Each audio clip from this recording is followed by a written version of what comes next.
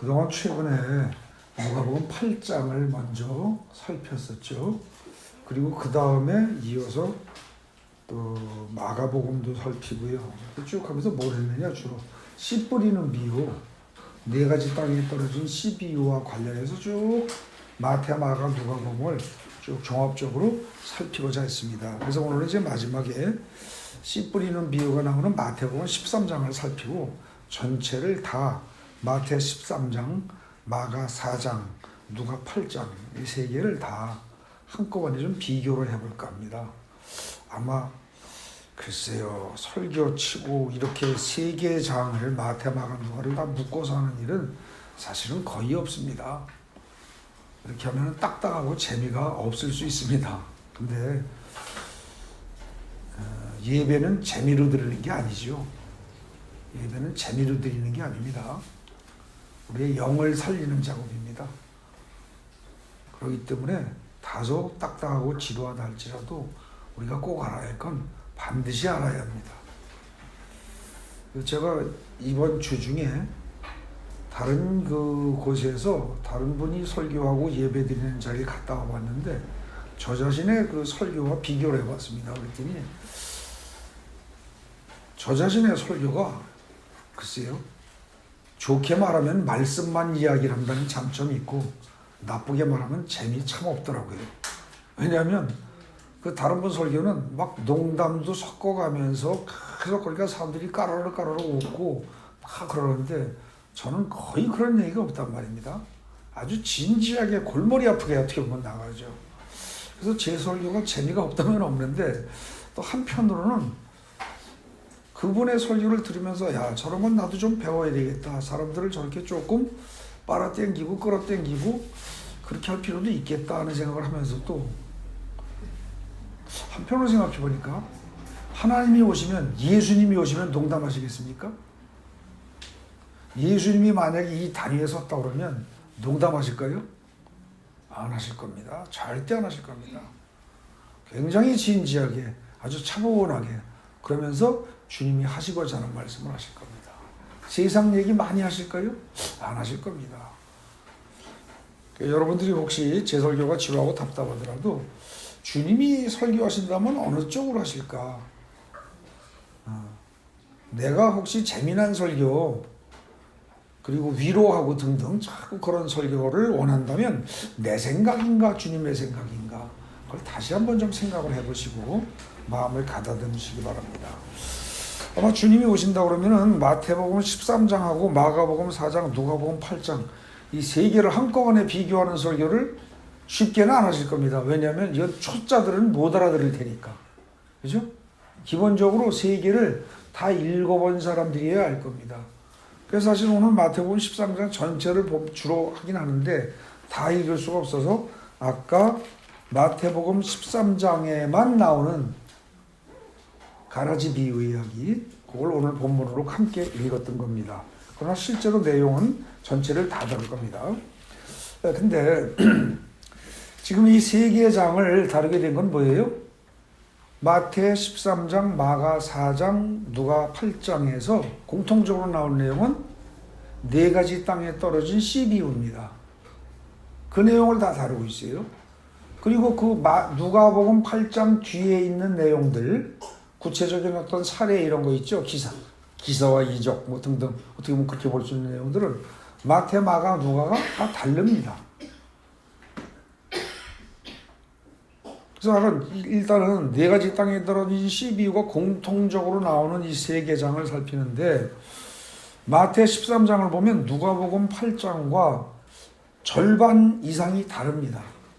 그 절수를 따져볼 때 57% 정도가 다르고 43%가 같습니다. 마태하고 누가를 비교해 보면요. 또 마태 13장에서 그리고 마태하고 누가하고 마가도 상당 부분 겹치면서 또 상당히 또 다르기도 합니다. 그래서 똑같이 네 가지 땅에 떨어진 씨 비유가 나오긴 하지만 전체적으로 그 챕터가 말하고자 하는 것은 다 조금씩 다르다고 봐야 됩니다.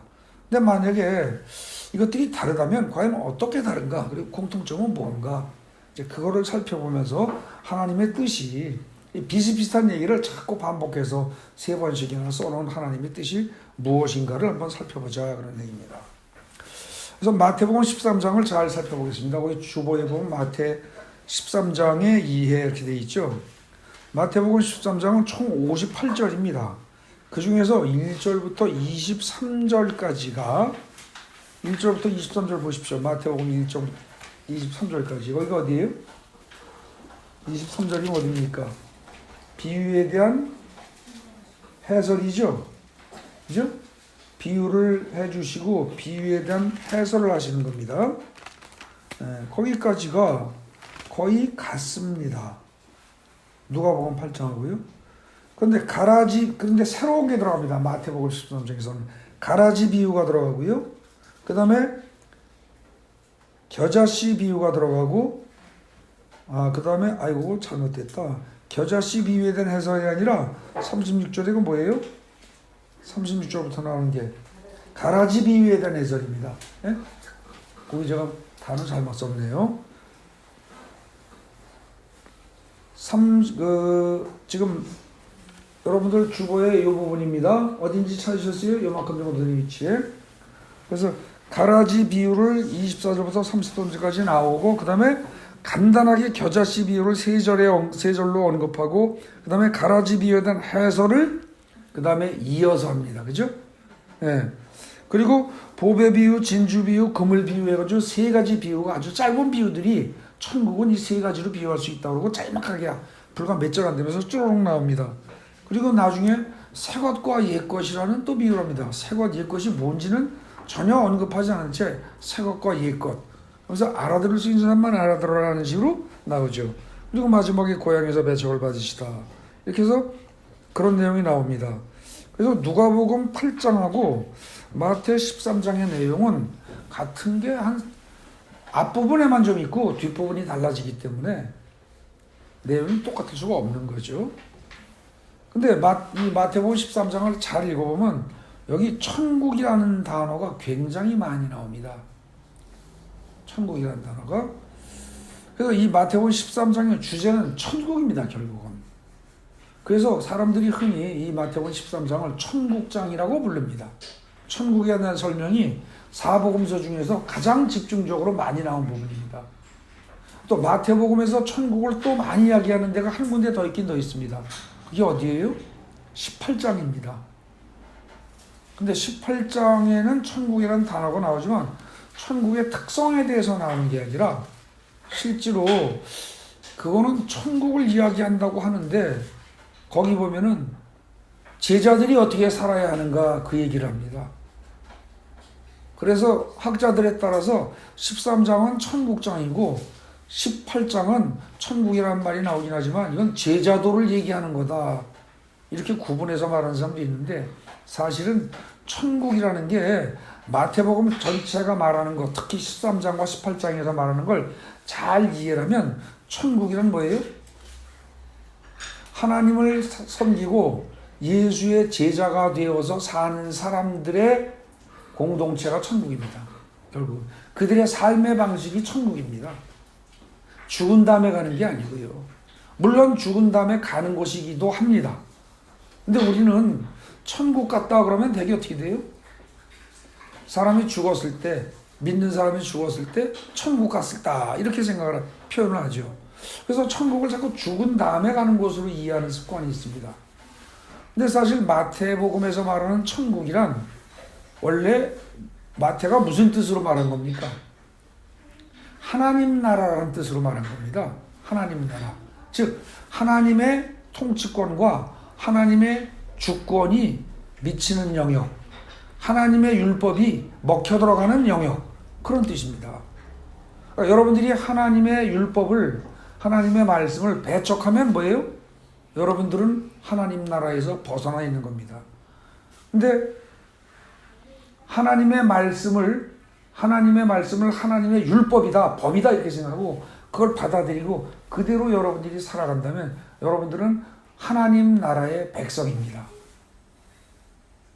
그래서 원래 하나님 나라 이렇게 말해야 되는데 마태는 유태인으로서 하나님이라는 말을 감히 입에 낼 수 없다고 생각했던 사람입니다.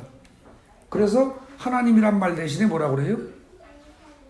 하나님 나라라고 할 말을 하나님이란 단어를 안 쓰려니까 하늘에 있는 나라, 하늘나라 이렇게 바꿔 쓴 겁니다. 그래서 마태복음에는 천국이라는 단어로 한글로는 천국 이렇게 두 글자로 나오지만 이거는 마가복음이나 누가복음 혹은 다른 그 요한복음 등등 어디서든지 다른 복음서 어디서든지 하나님 나라라는 말하고 똑같은 의미입니다. 천국 다르고 하나님 나라 다른 게 아니라. 근데 우리는 하나님 나라라는 말을 쓰면은 죽은 다음에 갈 수도 있고 여기서 누릴 수도 있다는 느낌이 좀 들지만 천국 그러면 어때요? 반드시 죽은 다음에 가는 걸로 생각하는 습관이 있다는 거죠. 근데 그게 아니고 뜻은 똑같다는 겁니다. 그래서 여러분들은 오늘 이 본문에서 설교에서 이야기되는 하나님 나라라는 단어와 천국이라는 단어는 완전히 동일한 의미로 바꿔서 이해하시기 바랍니다. 그래서 마태복음 13장의 주제는 천국인데 이때의 천국은 죽은 다음에 가는 나라라는 뜻이 아니라 하나님의 나라, 즉 하나님이 왕이신 나라, 그리고 우리가 그 백성인 나라. 그러니까 어떻게 돼요? 하나님의 말씀이 법으로서 지켜지는 나라, 그리고 하나님이 존중받고 우리는 하나님의 보호를 받는 나라. 그게 하나님 나라라는 겁니다. 그러니까 하나님 나라는 이 세상에 살면서 누릴 수 있는 겁니까? 이 세상과는 다르게 다른 세상으로 가야 누리는 겁니까? 이 세상에 살면서 누려야 되는 겁니다. 여러분들이 교회를 나오는 이유가 뭐예요? 한마디로 말하기는 어렵지만 교회를 나오면서 신앙생활을 하면서 하나님과 가까워지면서 여러분들이 인생 살면서 겪는 고통이 예수를 믿고 하나님을 믿었다고 해서 그 고통이 숫째 안 오는 건 아닙니다. 사라지는 건 아니에요. 그 고통이 줄어들 수는 있습니다. 그러나 예수를 아주 잘 믿는데 불구하고 끊임없이 고통이 오는 사람들이 있죠. 근데 그런 사람들의 경우에도 그 고통을 이겨낼 수 있는 힘을 얻습니다. 그러니까 남들 같으면 그 정도 고난을 겪으면 그야말로 자살을 할 수도 있는데 그게 아니고 태연하게, 비교적 태연하게, 굳건하게, 편안하게 살 수 있는 힘을 얻게 되는 거죠. 그래서 하나님 나라는 사실은 이 세상에 그냥 살면서 하나님을 의지하고 하나님의 존재를 믿고 하나님으로부터 힘을 얻음으로써 이 세상의 모든 고통과 고난을 극복하고 이겨나갈 뿐만 아니라 오히려 그 속에서도 평안을 누리면서 사는 사람이 곧 하나님 나라에 와 있는 백성입니다. 그 점을 명확하게 해야 됩니다. 그 점을. 네. 그리고 그렇게 사는 사람들은 어떻게 돼요? 하나님의 말씀대로 사는 사람들은 오늘 본문 이제 여기 주보에는 제가 많이 요약해서 살피지 않았지만 마태복음 18장에 보면 천국에서 누가 더 크냐? 제자들이 그 질문에 대해서 천국에서는 큰 자가 오히려 작은 자를 섬겨야 한다. 이런 얘기가 주로 나옵니다. 그래서 하나님 나라란 우리가 이 세상에 그냥 세상 사람들하고 똑같이 살면서 발을 땅에 딛고 남들하고 똑같이 먹고 입고 똑같이 살면서도 우리가 마음속으로 심령 속에서 내적으로 편안하게 누리면서 사는 나라가 하나님 나라다 라고 얘기하는 것이 마태복음 13장의 전체적인 주제입니다. 이게. 그 다음에 보십시오. 3번 동그라미 3번 보십시오. 천국은 어떻게 해서 시작이 돼요? 여러분들 느닷없이 자 오늘 여기 이 설교와 관계없이 갑자기 천국이 뭐예요? 누가 물어봤어요. 그럼 뭐라고 대답하시겠어요? 아마 거의 대부분이 뭐라고 그래요? 죽은 다음에 가는 곳 이렇게 대답할지 모릅니다. 조그만 어린애가 엄마 아빠 천국이 뭐야? 이렇게 물어보면 뭐라고 대답하시겠어요? 되게 죽은 다음에 가는 곳 이렇게 대답할 수 있다는 거죠. 근데 그게 아니고 마태복음에서 말하는 건 죽은 다음에 가는 곳이기도 합니다. 근데 명백히 어떤 곳이다? 살아서 누려야 되는 것입니다. 그죠? 살아서 우리가 누려야 되는 거예요. 그러니까 천국이란 것은 우리가 몸뚱아리가 가는 공간이에요? 아니에요. 우리의 심령이 마음이 누리는 상태입니다. 상태. 그걸 정확히 하셔야 됩니다. 그러니까 여러분들이 똑같이 남들과 똑같이 생활하면서도 똑같이 버스에 앉아서 버스 타고 가면서도 자기 마음이 지옥과 같은 상태에 있는 사람이 있는가 하면 자기 마음이 천국을 누리는 사람이 있습니다. 똑같이 호떡 하나를 먹어도 마음이 천국에 와 있는 사람이 있는가 하면 지옥에 와 있는 사람이 있습니다. 근데 사람들은 그럼 결국은 뭐예요? 천국과 지옥의 차이는 뭐예요? 살아서 누리는 천국과 지옥의 차이는 마음의 평강입니다. 그죠? 마음의 평강이 기쁨이에요. 근데 여러분들 마음이 평강하고 평안하고 기쁘고 즐거우려면 어떨 때 좋아요? 뭐 여러 가지입니다. 내가 원하는 일이 이루어졌을 때. 그죠? 남들이 나를 존경하고 돈도 많이 벌고 남들보다 내가 잘났다고 생각을 하고 그때 기분 좋죠. 근데 그렇게 내가 잘났거나 내 능력이 탁월해서 내 능력으로 뭔가 얻는 것으로 얻어지는 평강과 기쁨은 결코 천국이 아니라는 겁니다. 그건 아주 작은 거죠.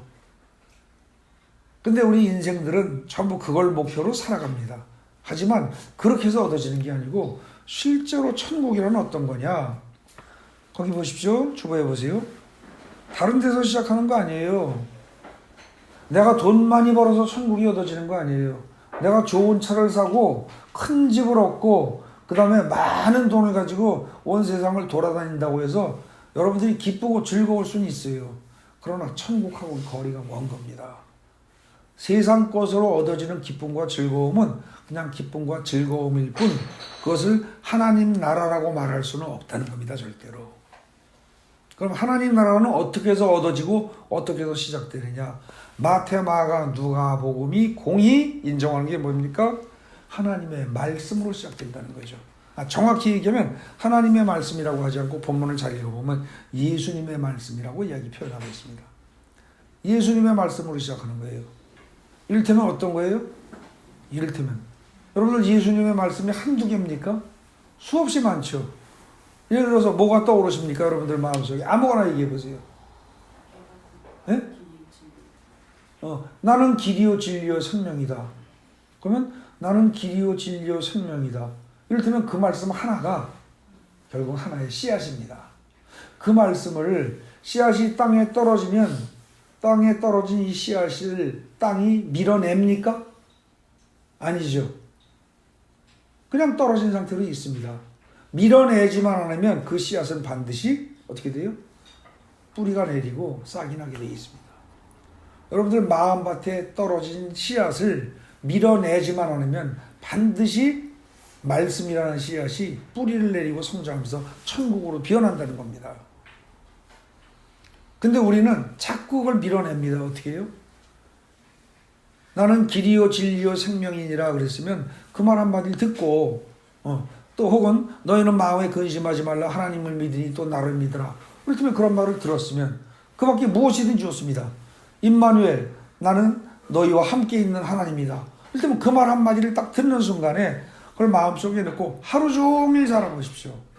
하나님이 나와 함께 계신다. 하나님이 나와 함께 계신다. 더 이상의 많은 해석도 필요 없습니다. 그 말 한마디만 가지고 계속 생각을 하고 살다 보면 어떻게 돼요? 그것이 속에서 맨 처음에는 겨자씨처럼 눈에 뵈지도 않아요. 그게 떨어졌다는 게 무슨 의미가 있는가? 아무런 의미도 없지 않는가? 이런 생각이 들 수 있습니다. 근데 그 말씀이 예를 들어서 하나님이 나와 함께 계시다 이 말씀을 계속 마음속에 넣고 하루 종일 생각을 하다 보면 어떻게 돼요? 하나님이 나와 함께 계신다면 나는 보통 사람이 아니네. 뭔가 깨달음이 온다는 거죠. 그래서 살살 깨달아지기 시작하면서 내 속에서 하나님이 나와 함께 계시다 자신감이 생기죠. 훈훈해집니다. 그리고 그러다가 나중에 보면 어떻게 돼요? 능력도 나옵니다. 능력도 나와요. 여러분 저 자신이 기도하면서 하나님 권능을 주시옵소서 주시옵소서 주시옵소서 그런 기도 참 많이 했습니다. 근데 어느 날 깨달았습니다. 그게 어리석은 바보 같은 기도였습니다. 여러분들 권능 받고 싶습니까? 귀신을 쫓아내고 새 방언을 말하고 뱀을 집으며 무슨 독을 마실지라도 해를 입지 아니하고 병든 자에게 손 얹은 즉 나으리라라는 마가복음 16장 17절 18절의 말씀이 여러분들에게도 그대로 응하여 이루어지기를 원합니까? 평신도들도 해야 합니다. 그거 목사들 당연히 해야 되고요. 근데 이걸 당연히 하려면 권능을 주시옵소서 주시옵소서라고 기도할 것이 아니고 어떻게 해야 돼요? 하나님의 말씀을 이를테면 아까 임마누엘 하나님이 나와 함께 계시다. 그 말 한마디를 마음속에 넣고 하루 종일 사시란 말입니다. 하루 종일이 아니라 그게 1년, 2년을 살다 보면 어떻게 돼요? 하나님이 내 안에 들어와 계세요. 들어와 계시면서 하나님의 나라가 내 안에 꽉 찹니다. 그럼 그때쯤 되면 어떻게 돼요? 선포하는 대로 이루어집니다. 선포하는 대로. 그럼 그때는 권능까지 나온다는 거예요. 그냥 단순히 무슨 뭐 그냥 말씀을 많이 알고 뭐 말씀대로 열심히 살려고 노력하고 이렇게 해서는 안 됩니다. 말씀이 내 마음밭에 떨어져서 그것이 씨앗이 돼가지고 자라나도록까지 밀어내지만 하면 된다는 거죠. 여러분 성경 많이 할 필요 없어요. 어찌 보면 하나님이 나와 함께 계신다. 임마누엘이란 단어 하나만 그것만 항상 생각해 보십시오. 우리 저 문 입구에 들어오는데 옆에 써 있는 것이 일어나라 내 빛을 발하라. 저쪽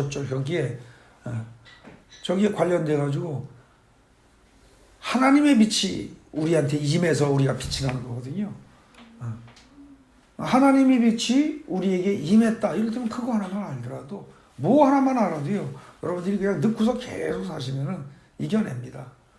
뭐 잠언에서 이를테면 잠언에서 제가 오늘 아침에 보냈던 잠언에 관련된 귀절 중에서 교만은 패망의 선봉이다.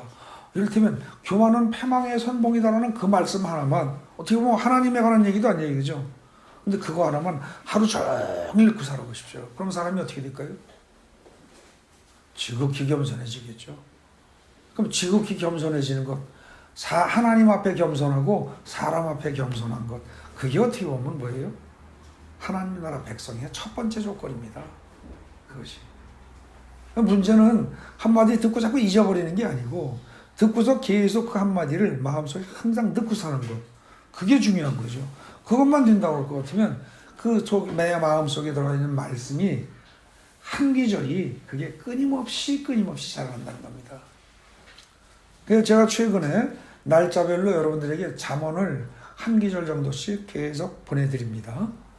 그럼 그게 뭐냐면 결국은 그렇게 해서 한 달을 가면 씨앗이 몇 개가 떨어지는 거예요? 30개가 떨어진다는 뜻입니다. 그 30개만 잘 보관을 하면 그리고 다음 달 되면 또 반복할 겁니다. 그렇게 해서 계속 그 30개 씨앗을 계속 키우면 언젠가는 엄청나게 큰 천국을 내 속에 가지고 있고 천국 속에 또 내가 들어가서 사는 그런 삶이 된다는 거죠. 그래서 제가 실제로 잠언만을 매일 한 장씩 읽으면서 한 달마다 그걸 반복하기를 한 20년, 30년 정도로 한 권사님을 한번 봤습니다. 참 존경스럽습니다. 삶에 무리가 하나도 없어요. 다른 사람하고 조금 더 부딪히는 일이 없고 하나도 실수가 없어요. 참 존경스럽더라고요. 어떻게 보면 잠언에는 하나님에 관한 얘기가 직접 별로 안 나오잖아요. 그죠? 세상적인 어떤 좋은 교훈적인 말이 많이 나오는 것 같은데 근데 그것도 계속해서 그걸 30년을 한 사람이 전혀 다르다는 거죠. 전혀. 무엇이든 좋습니다. 시편도 좋고요. 잠언도 좋고요. 구약도 좋고 신약도 좋습니다. 특히 이 사복음서에 나오는 말씀들, 신약에 나오는 말씀들, 그것들을 그 말씀 한 절 한 절을 하나의 씨앗이라고 생각하고 여러분들이 마음속에 받아들이시고 그걸 끊임없이 묵상하시기 바랍니다. 그러면 여러분들의 삶이 변해버립니다. 그래서 전에는 어때요? 전에는 짜증이 나고 화가 나고 답답하고 남들과 자꾸 다투고 싶고 뭔가 문제가 있고 인생이 내 뜻대로 안 돼서 뭔가 우라가 치밀고 막 이러던 사람이 이상하게 편안해지고 즐거워지고 이렇게 되면서 남들과 화해하게 되고 다 사이가 좋아지고 그러다 보면 어떻게 돼요? 모든 문제가 해결이 되고 이렇게 나갑니다. 그래서 이 천국이라는 것은 마태복음에서 말하는 천국이라는 건 하나님 나라인데 그 하나님 나라는 말씀으로 시작된다는 거예요. 돈으로 시작되고 뭐 맛있는 거 먹고 좋은 차 사고 이런 걸로 되는 거야 절대 아니에요. 그거. 근데 그렇게 하면서 마음이 편안해지고 행복해진다고 하는데 그게 아주 사소한 것이냐 아니라는 겁니다. 마태복음에서 얘기하는 건 뭐예요? 보배 비유라든지 진주 비유라든지 하는 이것들은 뭡니까?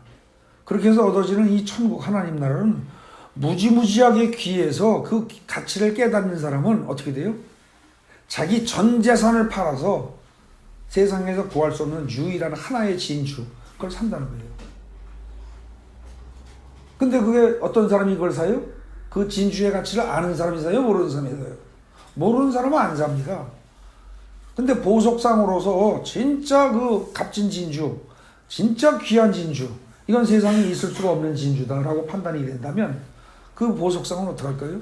자기 전 재산을 다 팔아서, 나머지 보석을 다 팔아서 그 진주를 살 거라는 거죠.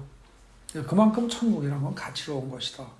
그런 얘기를 아울러서 마태복음에서 이야기를 합니다. 예. 그러면서 마지막에 꼭 빼놓지 않는 게 뭐예요? 그물 비유를 통해서 심판 얘기를 하죠. 천국은, 세상 끝날 천국에는 반드시 심판이 있다. 그 얘기를 합니다. 그리고 천국의 제자된 서기관, 즉 천국의 일꾼은 율법주의적인 서기관들과는 달리, 예수님 살아계실 때 서기관들이 있었죠. 걔네들하고는 다르게 천국의 제자된 서기관, 즉 하나님 나라의 제자된 서기관이 결국 뭘까요? 예수님의 제자들 그 소리예요. 예수님의 제자로서 말씀을 전하는 사람들, 복음을 전하는 사람들, 그 사람들은 뭐냐? 신약과 구약이라는 두 가지 말씀을 곳간에서 내오는 천국의 종들과 같다가 아니고 천국의 주인과 같다고 되어 있습니다. 그걸 잘 보셔야 됩니다. 천국의 종들과 같다가 아니에요. 천국의 주인과 같다. 곧 하나님 예수님과 동등한 자격을 가지고 있다.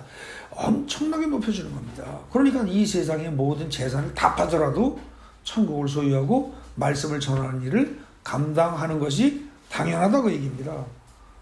이렇게 해서 지금 마태복음 13장은요.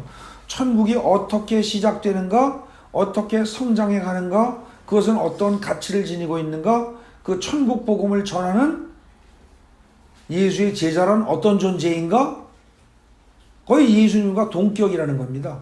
예? 천국의 주인이라는 거예요. 천국에 거주하는 단지 천국에 거주하는 한 구성원일 뿐만 아니라 천국의 주인이기도 하다는 거죠. 이런 것부터 해서 천국 마지막 때에 죽어서 가는 심판, 죽어서 심판을 받고 가는 천국도 같이 이야기를 하는 거죠. 그죠? 그래서 마태복음 13장은요, 천국에 관한 모든 것을 총정리하고 다 두루두루 아주 폭넓게 이야기를 하고 있습니다. 그런데 이렇게 얘기를 해도 마태복음 이제 그 13장의 끝부분에 보면 고향 사람들은 예수를 배척을 합니다. 왜요? 고향 사람들이란 어떤 사람입니까? 예수를 어려서부터 알고 있던 사람입니다. 그러니까 쟤 누구야? 저 녀석 어렸을 때 나한테 죽도록 맞고 큰 놈인데? 한 사람은 그런 식입니다. 그러면 또 어떤 사람은 뭐라 그래요? 어떤 노인네는 야, 내가 제 아버지를 키웠어. 뭐 이런 식입니다. 그러니까 그 아들놈 정도는 별거 아니야 이런다는 거죠. 그래서 그 과거에 옛날에 자신의 경험을 토대로 예수라는 인물을 육신적으로만 아는 사람들은 어떻게 돼요? 야, 저 제 아버지 목수잖아. 별 볼 일 없잖아. 그 엄마가 마리아고 그 다음에 형제들 누구누구 있고 뻔히 그런 인간인데 뭐 대단하다고 그래. 이렇게만 보는 사람들에게는 예수님이 어떻게 돼요? 기적을 나타내시고 표적을 보이시지 않는다는 겁니다. 능력을 행하지 않는다는 거예요. 그럼 이 말은 뒤집어 얘기하면 뭡니까? 마가복음 13장의 맨 마지막 단락 뒤집어 얘기하면 예수를 인간적으로 육신적으로 바라보지 아니하고, 그죠? 하나님의 아들로 진짜로 믿고 그 말씀으로, 그 말씀이 천국을 불러일으킬 수 있는 씨앗이라는 사실을 그대로 받아들이는 자에게는 최종적으로 뭐예요? 능력도 나타난다는 얘기입니다. 이게 예수님도 그렇게 믿으시기 때문에 능력을 행한 거거든요. 우리에게 능력이 나타난다는 겁니다. 아까 제가 말하다 말았습니다만, 제가 그 전에 하나님 능력 주세요, 능력 주세요, 권능을 주세요. 마가복음 16장 17절 18절에 그 내용을 그대로 실현할 수 있는 능력을 주세요라고 기도를 했는데, 가만히 생각해 보니까 나중에 깨닫고 보니까 권능을 주세요 할 것이 아니고 하나님이 나와 함께 계시고 실제로 내 안에 꽉 하나님의 성령이 가득 차게 되면 어떻게 돼요? 그 다음에 그 성령이 인도하시는 대로 내가 그대로 살아가게 되면 권능은 저절로 나오는 겁니다. 저절로 나오는 거예요. 그래서 그것을 하나님이 우리와 함께 계시다는 사실을 끊임없이 느끼고 확인하고 그렇게 살려고 발버둥치고 노력하면서 허성 목사님하고 저하고 나름대로 한 3년을 그렇게 노력을 했더니 물론 뭐 그전에도 안 한 건 아니었습니다만 최근에 여기 와서 3년 이상 그렇게 노력을 했더니 어느 날부터인가 나타나더라는 겁니다. 그게 슬금슬금. 그러니까는 뭐 각종 질병이 낫기도 하고 본인이 겪는 여러 가지 문제들을 계속 신방 가서 하다 보면 그게 풀어지기도 하고 그게 나타나더라는 거죠. 근데 겉으로 보기에는 뭐 그전이나 3년 전이나 지금이나 제 모습은 거기서 거기 갑니다. 겉보기에는 아무런 차이가 없어요. 근데 하나님이 내 안에 들어와 계시면서 내 안에 하나님의 나라가 어느 정도 형성이 되고 나니까 그 다음에는 어떻게 됩니까? 하나님의 말씀을 전할 때 하나님의 권능도 같이 나타날 수 있다는 거죠. 저는 여기에 앉아 계신 모든 분들이 그리고 이 설교를 뭐 어떤 형식으로든지 통해서 보고 듣고 하시는 모든 분들이 하나님을 완전히 내 안에 모심으로써 하나님이 나를 이끌어 가시고 그 결과 하나님의 뜻대로 내가 사는 것뿐만 아니라 여러분들 자신이 하나님의 권능을 행하는 그런 사람들이 모두 다 되시길 바랍니다. 근데 이제 그 밑에 보십시오. 마태복음 13장과 4장과 누가복음 8장을 비교한다면 이건 이제 어떻게 될까요? 공통점이 있습니다. 공통점은 뭡니까? 이 세 개 장 모두가 네 가지 땅에 떨어진 씨 비유를 공통적으로 언급하고 있다는 점입니다. 다 그걸 언급하고 있어요. 그래서 이 세 개 장은 같은 내용을 다루는 것처럼 이해됩니다. 같은 내용을 다루는 것처럼.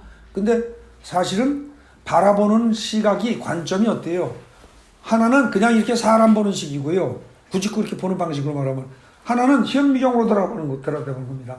현미경까지는 아닐지라도 돋보기를 가지고 한 부분만 집중적으로 보는 거죠. 예? 하나는. 그리고 또 하나는 뭐예요? 멀리서 만원경으로 보는 식입니다. 폭넓게. 아주 폭넓게. 예? 그림으로 말하면 뭐라 그럴까요? 동양화 보면 어떻게 돼 있어요? 동양화 보면은 사람을 그리되 동양화 전체 배경에서 사람은 한쪽 구석에 조그맣게 나오죠. 그런 식으로 천국을 전체적으로 설명한 것이 동양화처럼 어떻게 보면 중요하게 생각할 수 있는 사람을 한쪽에다 몰아놓고 전체를 다 보는 것이 마태복음입니다. 마태복음에서는 천국이 어떻게 시작되는가라는 문제, 씨 뿌리는 네 가지 땅 비유를 그냥 시작으로만 놓고 천국 전체의 모습을 다 크게 그립니다. 그에 비하면 마가복음은 어떻게 돼요? 비교적 사람을 좀 크게 그린 겁니다. 비교적 사람을 크게 그려요. 그래서 인물화 보면 사람 크게 그리고 뒤에 배경이 전혀 없는 건 아니죠. 다른 것도 들어가지만 그 네 가지 땅에 떨어진 씨 비유를 비교적 마태복음보다는 조금 강조하는 편입니다. 다른 게 좀 적게 들어가죠. 그에 비해서 누가복음은 어떻게 됩니까? 네 가지 땅에 떨어진 씨 비유만 강조합니다. 그러니까 그거는 마치 특정 부분을 이렇게 돋보기로다가 사람 얼굴을 살피는데 돋보기로다가 확대해서 세세하게 살피듯이 씨 뿌리는 비유만을 살피는 거죠. 그리고 거기 보시면 알지만 네 가지 누가복음부터 살피는 게 좋습니다. 누가복음은 네 가지 땅에 떨어진 씨 비유 자체에 초점을 둡니다. 즉 네 가지 땅에 떨어진 씨 비유를 제시하고 그 비유가 무슨 의미라는 걸 해설을 하고 그 다음에 각 비유에 대한 구체적인 예를 들어서 완벽한 3단계 구조로 짜놨다는 거죠. 그래서 그렇게 함으로써 하나님의 나라는 예수님의 말씀을 듣고 깨달음으로써 시작된다는 것. 그렇게 해서 시작된 겁니다. 하나님 나라의 시작이. 그리고 각 사람의 마음밭의 상태에 따라서 그 변화하는 과정이라든지 결과가 달라진다는 걸 얘기합니다. 그럼으로써 어떻게 돼요? 예수를 따르고 하나님을 믿는다는 것은 모든 각 사람들이 현재 자신의 심령이 어떤 상태인가 이거를 항상 점검하라. 어? 그런 교훈적인 의미를 가지고 있다는 거죠. 그러니까 여러분들이 만약에 가끔 가다가 여러분들의 삶이 답답하고 재미도 없고 신앙생활, 교회생활도 다 재미없고 뭔가 마음에 안 들고 짜증스럽다 그러면은 이 누가복음 8장으로 가보십시오. 그래서 이걸 다시 읽어보세요. 여러분들의 마음밭이 과연 어디인가? 어느 상태인가? 그래서 뭔가 그야말로 길가밭이냐 아니면 돌밭이냐 아니면 가시떨기밭이냐 아니면 옥토냐 그걸 한번 살펴보십시오. 그래서 내가 어디인가를 스스로 점검하고 주여 이 상태에서 벗어나게 해주세요. 그리고 기도를 하시면 문제가 해결되는 걸 체험하실 수 있을 겁니다. 근데 그에 비해서 마가복음은 어떻게 돼요? 마가복음의 전반부는 거의 비슷합니다. 누가복음하고. 즉 하나님 나라는 예수님의 말씀을 듣고 깨달음으로써 시작되는 것이라는 점은 공통적입니다. 그런데 마가복음 4장 26절 이후에는 마가복음이 누가하고 비슷한 게 아니라 마태하고 또 비슷합니다. 마태하고 거의 같아져요. 즉 마음밭에 뿌려진 말씀의 씨앗이 처음에 보잘것없어 보인다든지 점차로 그러나 크게 성장한다든지 뭐 그런 걸 마태나 마가는 같이 강조하고 있습니다. 근데 누가복음에서는 어떻게 돼요? 그런 것들은 비교적 좀 덜한 편입니다. 그리고 마가복음 4장의 마지막 부분에서는 마가복음 4장 전체가 씨 뿌리는 비유 이 얘기하고 쭉 하면서 설교 쪽으로 되어 있는데 마지막 단락 하나만큼 뭐예요? 풍랑을 잔잔하게 하시는 사건, 거의 기사와 이적 사건이라고 보여지는 그런 사건을 기록을 합니다. 그런데 여기서는 예수님이 기사와 이적을 행한다는 걸 말하고자 하는 것이 아니고 마가복음 4장에서는 앞에서 하나님 나라가 어떻게 시작되고 어떻게 성장해나고 또 어떤 결과를 낳게 되는가를 다 설명한 다음에 마지막에 풍랑을 잔잔하게 하는 사건을 기록함으로써 결국 말하고자 하는 게 뭐예요? 풍랑이 휘몰아치는 고난과 역경의 세상도 예수의 말씀으로 평안해져서 평강의 하나님 나라로 바뀔 수 있다. 그리고 바뀌어야 한다. 그 얘기를 해준 겁니다. 그러니까 결국은 여러분들이 인생을 살면서 고난 속에 있고 역경 속에 있다. 그러면 이걸 벗어나서 풍랑을 잔잔하게 할 수 있으려면 어떻게 된다? 우리가 의지할 것은 예수다. 깨워야 할 것은 예수다. 내 속에 있는 예수를 깨워라 이겁니다. 내 속에 있는 예수를 깨워라.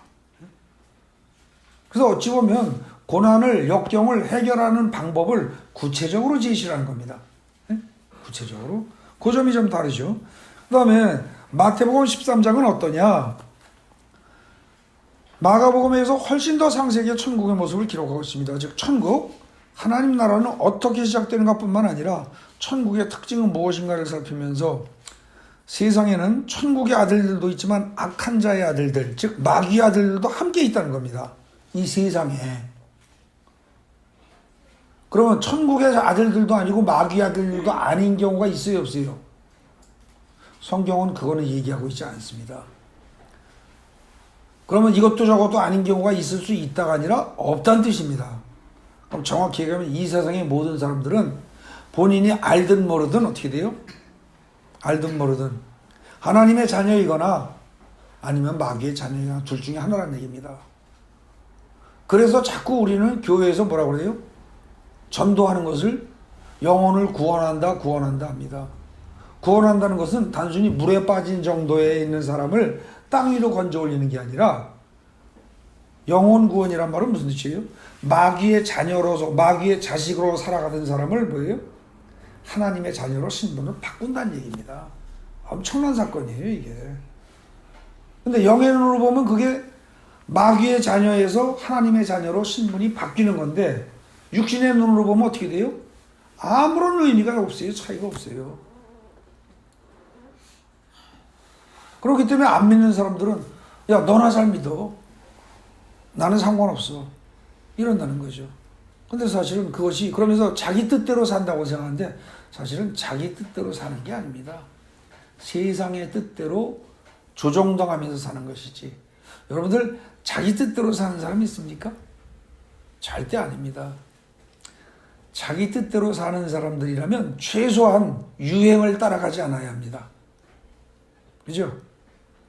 근데 유행 따라서 이런 옷이, 이런 신발이, 이런 머리가, 또 이런 모자가 등등 뭐 이런 무엇이 유행할 때마다 그걸 꼭 따라가야 자기 모습이 초라하지 않다고 느끼는 사람들은 사실은 뭐예요? 자기 뜻대로 사는 사람 아닙니다. 세상 뜻에 끌려다니는 사람들이지. 남들과 비교의식 속에서 항상 열등감을 가지고 남들이 이렇게 하니까 나도 이렇게 해야 돼. 나도 이렇게 해야만 해. 이러고 생각하는 사람들. 그 사람들 사실 자기 뜻대로 사는 거 아닙니다. 세상에 끌려가는 거지. 그런데 그 사람들은 대개 다 뭐라 그래요? 자기 뜻대로 산다고 착각을 합니다. 근데 그건 1차적인 착각이요. 사실은 그 배후에 있는 근본적인 착각은 뭐예요? 마귀가 조종하고 있다는 거죠. 그래서 지금 이 마태복음 13장 여기서 보면은 세상에는 천국의 아들들도 있지만 마귀의 아들들도 함께 있답니다. 이건 무서운 얘기입니다. 심각한 얘기예요. 그래서 마태복음 13장은 천국과 천국이 아닌 천국의 백성들과 마귀의 자녀들과 천국의 자녀들을 대비시키고 있습니다. 또 그것뿐만 아니고 이 세상 끝날에 천국의 가치가 어느 정도냐? 그 가치를 알면은 지금 내가 가지고 있는 모든 재산을 다 팔아서 깡그리 다 팔아서 내가 가진 모든 것, 나의 생명까지도 팔아서라도 천국을 소유할 거라는 겁니다. 근데 그걸 모르기 때문에 아무렇지도 않은 거죠. 그래서 우리는 이 비유를 보배 비유하고 진주 비유, 마태복음에 나오는 이걸 봐도 뭐 몇 절 안 되네, 한두 절밖에 안 되네 이러고 그냥 넘어간다는 거죠. 근데 실제로는 대단히 중요한 거라는 겁니다. 우리의 목숨과도 바꿀 만큼 중요한 거라는 거죠. 예. 그러면서 그 밖에 세상 끝날 때 천국의 모습은 어떤가, 천국의 일꾼이 되는 건 어떤 의미인가 등등 천국에는 전반적인 문제를 총체적으로 다루고 있습니다. 예? 예, 결론을 요약하고 결론을 맺겠습니다. 결국 누가복음 8장은 성경에는 마태, 마가, 누가 순서로 되어 있습니다. 근데 이 세 개를 비교할 때는 이해를 제대로 하려면 뒤에서부터 멀게 놨습니다. 누가복음 8장은 하나님 나라의 시작에 관해서 초점을 맞춘 겁니다. 시작. 하나님 나라 어떻게 시작이 돼요? 말씀이 떨어져서 너희 마음밭에 떨어져서 그걸 잘 보관하고 있으면 하나님이 키워주신다는 거예요. 하나님이. 여러분 노력으로 크는 거 아닙니다. 그래서 복음입니다. 여러분들이 노력해서 말씀대로 내가 살아야지 그러고 발버둥 친다고 사라져요? 안 사라집니다. 이를테면 타고나길 교만한 사람 있지 않습니까? 그렇게 말하면 전부 사실은 내가 좀 그런데 하고 찔릴지 모르지만 안 그런 사람이 없어요. 사실은 뭐 저도 그렇습니다. 근데 이 교만한 사람들은 교만이 패망의 선봉이다라는 말을 하루 종일 1년 내내 가슴속에 넣고 있다고 해보세요. 그냥 넣고만 있으면 어떻게 돼요? 교만이 사라질 겁니다. 내가 교만해지지 말아야지 이 생각을 하지 않아도, 그죠? 네. 그래서 그냥 말씀을 그냥 넣고 있으면 되는 겁니다. 네. 누가복음 8장은 하나님 나라의 시작에 관해서만 얘기를 주로 하고 있다는 겁니다. 시작에 관해서. 네. 그 다음에 마가복음 4장은 하나님 나라의 시작과 특징을 비롯해서 고난과 역경이 휘몰아치는 이 세상이 예수의 말씀으로 말미암아 천국으로 바뀔 수 있다. 그 얘기를 주로 하는 거고요. 그 다음에 이에 비해서 마태복음 13장은 어떻게 됩니까? 마가복음 4장보다 훨씬 더 여러 가지 관점에서 하나님 나라의 모든 특징들을 아주 다양하게 다룬다는 거죠. 그래서 세상 나라와 세상의 백성과 하나님 나라의 백성의 차이도 이야기하고. 근데 이 세 개의 장들을 다 살펴볼 때 우리가 생각할 수 있는 건 뭐냐면 하나님 나라는 죽어서 가는 나라가 맞아요, 안 맞아요? 맞기는 맞아요. 죽어서 가는 거 아니다라고 말할 수는 없어요. 그런데 그거보다 이전에 이 세 개의 장은 공통적으로 얘기하는 게 뭐예요? 지금 살아서 누려야 된다는 겁니다. 그러니까 하나님 나라의 백성들은 거기 결국 뭐예요? 하나님 그 저기 아까 그 가라지 얘기하고 그게 어디였었죠? 그 용어가 뭐였나?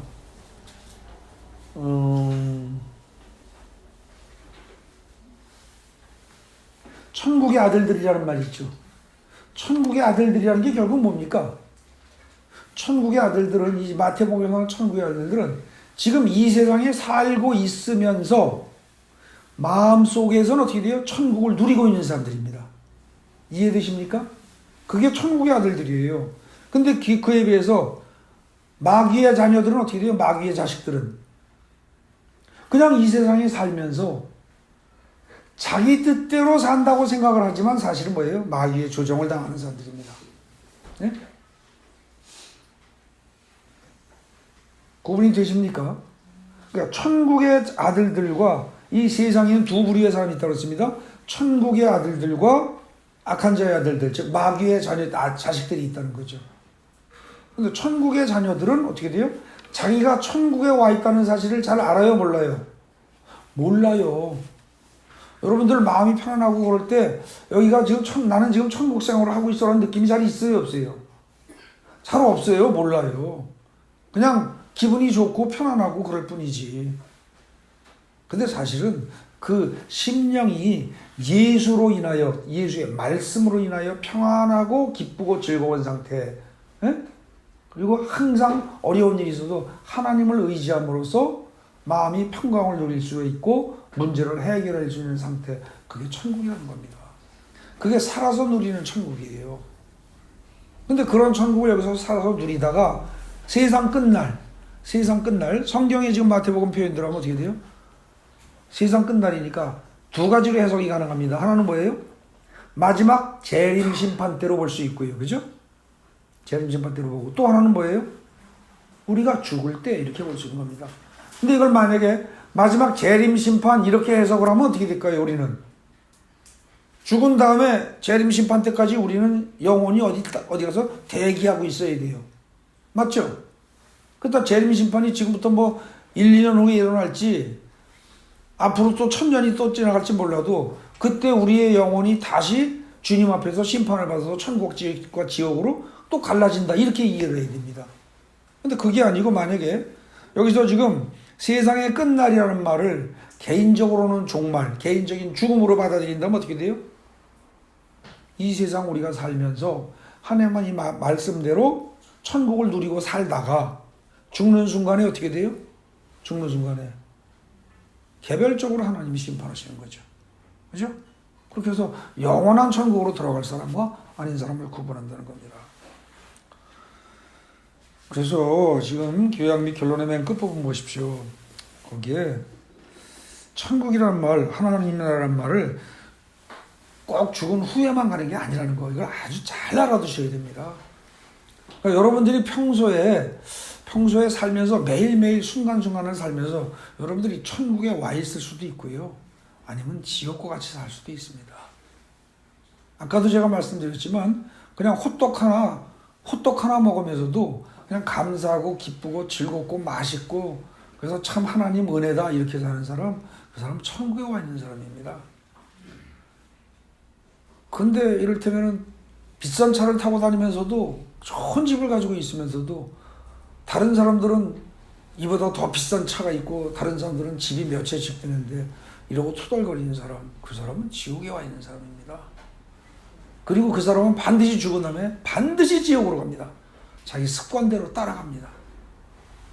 근데 지금 평소에 작은 것을 감사하고 기뻐하고 즐거워하고 남을 사랑하고 남과 나눌 수 있고, 그 사람들은 지금 천국에 와 있는 것이고 그 사람들은 죽은 다음에 반드시 영원한 천국으로 들어갑니다. 여러분들이 죽은 다음에 가는 게 천국이니까 대충 여기서 그냥 신나게 대충 살다가, 어떤 사람은 그럽니다. 여기서 내 누리고 싶은 거 다 누리고 놀고 싶은 거 다 하고 하고 싶은 짓 다 하고 술도 담배도 실컷 먹고 바람도 피우고 할 짓 다 한 다음에 나중에 죽기 전에 예수님 좌편 우편에 있었던 강도 중에 한 명처럼 그때 회개하고 천국 가면 되지. 그렇게 쉽게 안 될 겁니다. 그렇게 쉽지 않습니다.